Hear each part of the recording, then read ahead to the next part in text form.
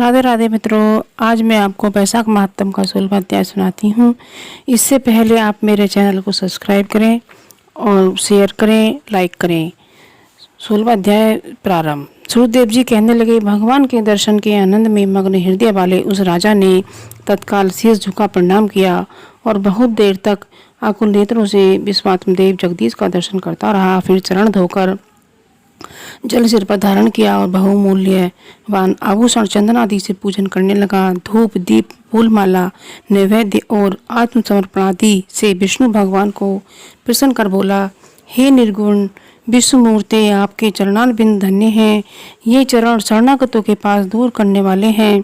तुम्हारे चरणारविंद को भूल तिरसा से व्याकुल अनेक योनियों में भ्रमण करता रहा।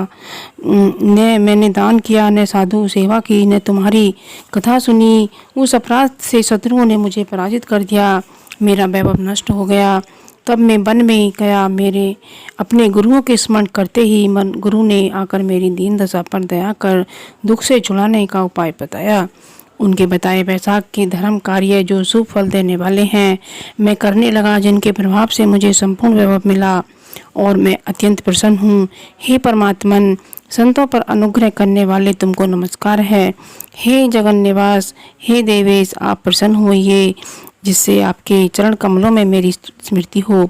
हे प्रभु, पुत्र स्त्री कोष आदि में मेरी आसक्ति न हो।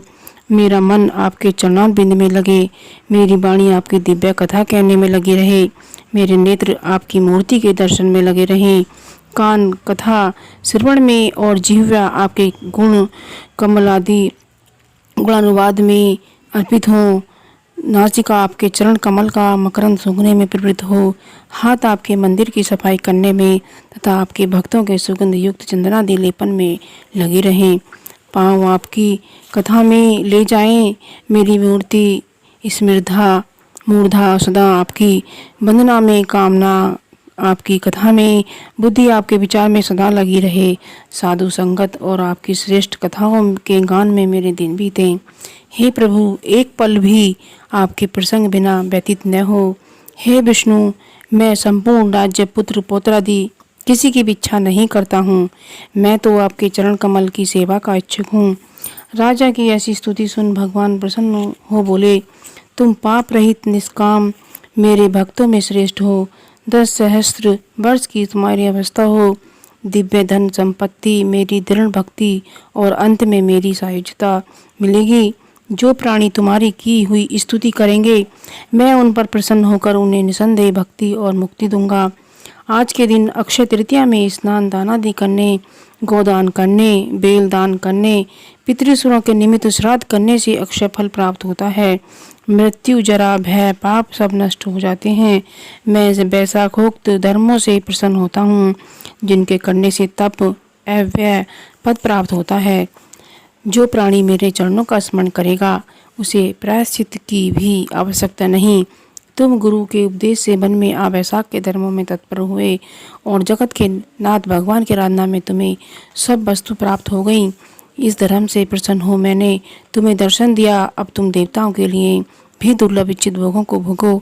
देवादिदेव जनार्दन राजा को ऐसा वर दे, वही अंतर ध्यान हो गए। तब वह राजा अत्यंत प्रसन्न हुआ। तदनंतर गुरु महात्माओं का सत्संग कर नित्य प्रति ज्ञान प्राप्त करने लगा और वासुदेव भगवान के अतिरिक्त किसी को नहीं मानता था। वैशाखोक्त सब धर्मों को बारंबार करने से पुत्र पौत्रादि की वृद्धि हुई और संपूर्ण मनोरथों को भोग अंत में चक्रपाणी विष्णु भगवान की सायुज्यता को प्राप्त हुआ।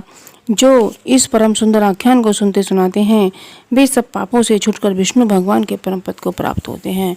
बोलो विष्णु भगवान की जय।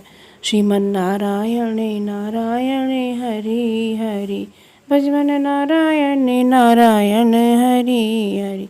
बोलो विष्णु भगवान की जय।